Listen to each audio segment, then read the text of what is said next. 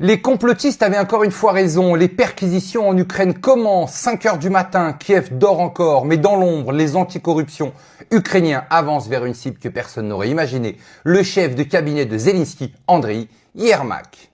La démocratie ukrainienne qu'on nous a vendue, celle qu'il fallait défendre coûte que coûte, est-elle en train de s'effondrer de l'intérieur? Officiellement, les enquêteurs veulent éclaircir des liens possibles entre Andriy Yermak et Timur Mindish, un homme d'affaires déjà hors du pays, associé de Volodymyr Zelensky. Est-ce un simple contrôle ou la première fissure d'un système qu'on croyait intouchable? Timur Mindish apparaît désormais comme citoyen israélien, un détail lourd de ce sens dans un pays qui n'extrade presque jamais ses ressortissants. Alors, fuite improvisée ou sortie préparée depuis longtemps?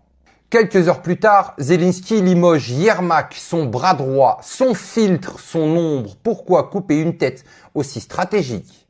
Que craignait Zelensky ou que craignait-il vraiment?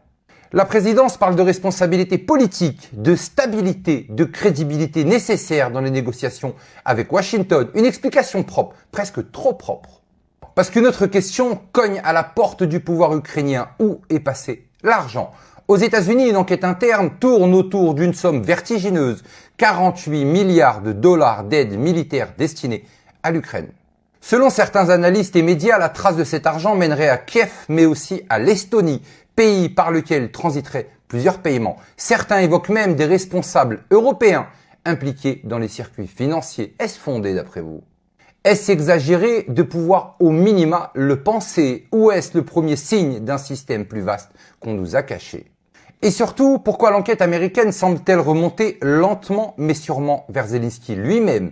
Depuis 2 ans, on nous répétait que l'Ukraine était une démocratie modèle, un rempart absolu qu'il fallait défendre sans condition. Mais si tout cela n'était qu'un récit, une belle histoire montée pour justifier des milliards, une illusion qui se fissure aujourd'hui sous le poids des scandales. La version officielle tente de rassurer. Les investigations prouvent la solidité des institutions, la lutte contre la corruption, la transparence. Mais les faits, eux, racontent une autre histoire.